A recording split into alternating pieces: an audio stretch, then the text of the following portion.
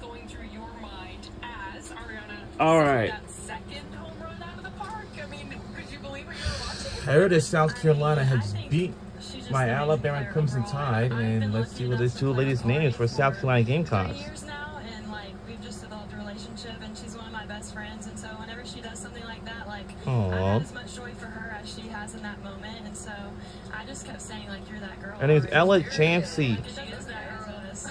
I love that you bring up you guys getting to play together. Ella Chancey, and let's see who is she sitting next to her teammate. Let's see what. Over to South Carolina, playing that first and third, having the experience, and then Brooke and Carly having that experience at second and short. What was that like, kind of combining those two, especially when you're so comfortable with people in the infield? And how long did that take for you guys to really start gelling as a unit? I don't think it took very long.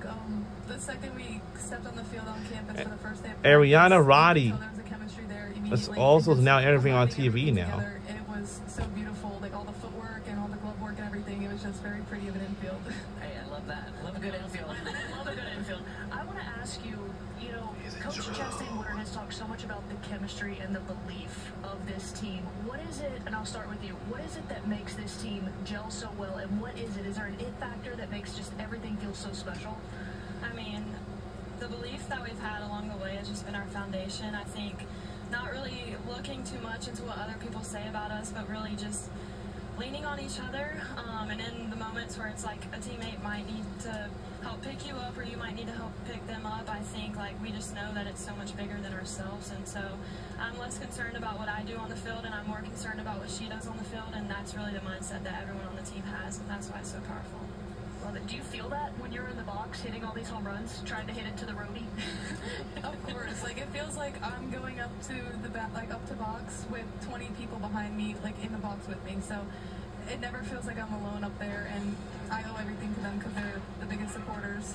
Ari, we talked about the South Carolina record, but you're now also the first South Carolina player ever to hit 2 home runs in an SEC tournament game ever. Program history, period, never been done before. When you think about the numbers that you put up this year, you think about the history that's been made, what does that make you feel? I mean, was that the goal when you came here? I'm going to tear it up and I'm going to set some records in an SEC program, or did it just come with your process? I just came with the process, you know, just building off the foundation I had of last year, of my successful year. Just wanted to carry that into this year and just keep the process the same, and if things happen, I just let them happen. So I'm very happy, proud of myself, but, you know, just not looking too much into the numbers. You guys, we've talked to Coach, and Alyssa just asked me as you guys were coming up on set about the CPAs, competitive plate appearances.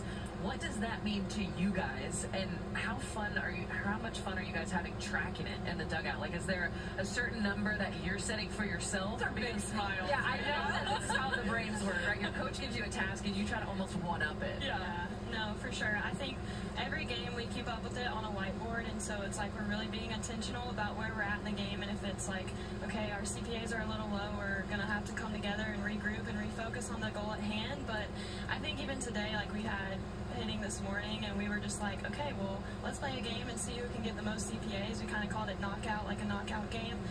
So we just find ways to create games within the game, and that just frees us up to have a lot of freedom and have a lot of fun. So bring it down for the viewers. What are some of the points that would consider it a CPA? A hard hit ball, so exit velocity over 65, a walk, a hit by pitch, if a sac bunt or sac fly. You have a pitch count? Like how many pitches? 7+. 7+. There you go. We're gonna cross-reference this with the coaches. We'll report back. We'll report back to you, but it looks like you guys did a pretty good job at that tonight. I love it. Who's in charge of the Polaroid camera? Who carries it around? Who gets the film and all that? I mean, I assume it's film. Yeah, right. Camera, your Polaroid. You've got it with you. I've got all pictures every day. One Polaroid for each. Oh, look at them. That so much. And the Boss Babe hat. Where did that come from? Where did the Boss Babe hat come from? Abby Knight owns the Boss Babe hat. Where'd she get it? Did she own it before season started? She's owned it for a couple years. Oh, love that. So good. So good. I absolutely love that. Wait, so who keeps up with the Polaroid? Like, who takes it around? Our trainer, May. Okay, May brings all the energy. Gotcha. Yeah. A trainer always brings the energy. Right. Ladies, congratulations.